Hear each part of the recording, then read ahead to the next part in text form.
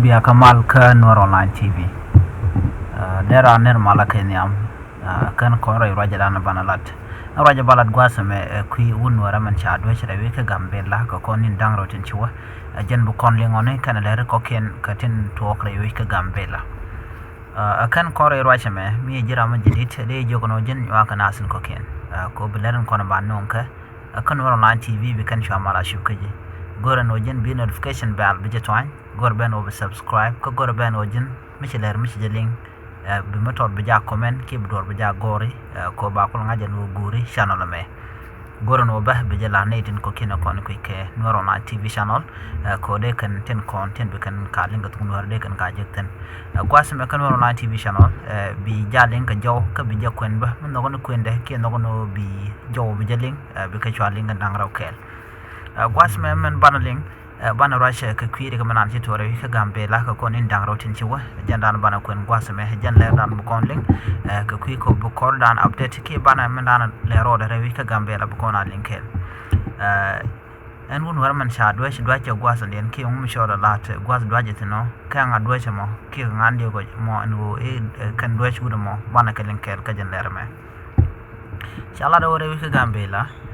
kanin dang rotin pai wa shawun wara shaja duitin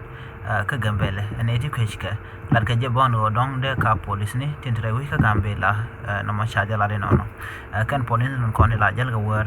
wi ka jo en o dong kan de ganwa na mo de do jone ko cha nga jo dong metera den me de hun war mo de ja dwej bang ko dwej ka ja gwas me ti ke kuma ki ga zuran ka bele chawra ma chaja ko ne de kon la ji community ka ki ne de kon shen ka gambele tin kontin shi re ga mo da la gwas na ti ka shala no go ti ka kuma ka sha ganwa na ma chaja do ja long chaja ti wi de ki chaja mo ka bot dit kwa lo wo nan ka run wang gwa da na chaja kwantin te de te re ka dit shi me shaling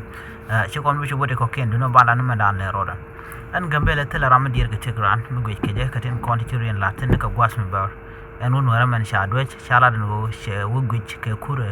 ko la lunde jok ka wer gwas dan shi kure je tokten ka lunde jok ba ka tok tiang cha la do jen gwas dan pa je tin ke jen gwas dan en do je tin cha je do je long ka bor di de long vida sho mane gwatin ko ken point man de kula luak jana gwas me kane de konti la jigambe la tin konde la jel ka tok tiang ke de la jel ga wer de jogono yente de rudun ko en wish gambe la tel ram dir ga tikran mu waje ka wer ane de kontin nakana ke tin mo kana bot de kan wo mo kana react ka me shanga jano shi ga man dar mo jikan mo kere mi de long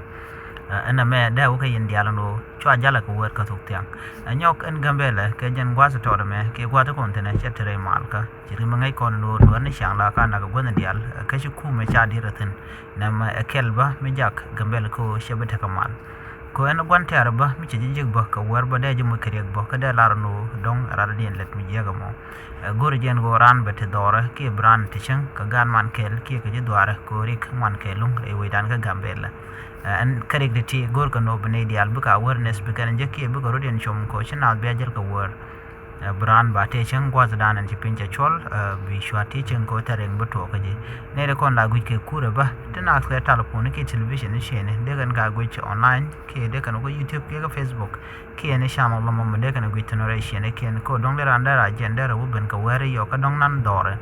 namo direct ba daraja goron da caption ko brand break ba jabana je ka kulunde jok gwas dan she gu ke kurten nama daw kan dial kon de lenga roja me ko de kan nyaw bu kan ri ko ken je pero jeno jen bi notification bell bi to an keep subscribe kan Online TV channel ko bler kon ba no ko kan chamala chukuji nama agenda ne linga ku gambe la ka ku ri man shor lat goron jen bi nyaw anas ko ken mi ti kler ba mu je dong de je na jaga jaw bi kan ngaj ba dire gwar pen gwas mo de je jeg bane an bi ataka ma bye bye